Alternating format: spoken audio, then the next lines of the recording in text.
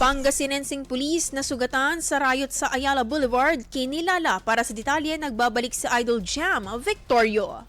104.7 IFM. Report! Isang pulis mula Orbistondo, Pangasinan ang kinilala ng National Capital Region Police Office matapos mapabilang sa mga nasugatan sa sumiklab na riot sa Ayala Blvd noong National Protest Day. Si Patrolman Francis Mondero ay isa sa mga itinalagang Civil Disturbance Management o CDM ng NCRPO at kabilang sa mga patuloy na umawat sa grupo ng mga kabataan na naging bayolente sa sanay mapayapang pag-aaklas.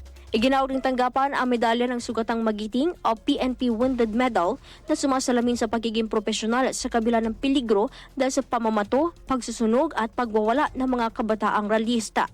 Sa naturang insidente, 100 ralista ang naaresto habang nasa 40 naman na pulis ang sugatan.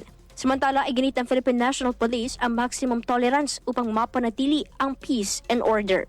Kasama mo mula dito sa IFM Dagupan. Ito si Idol Jam Victorio. Tatak IFM. IFM News. IFM News. IFM News.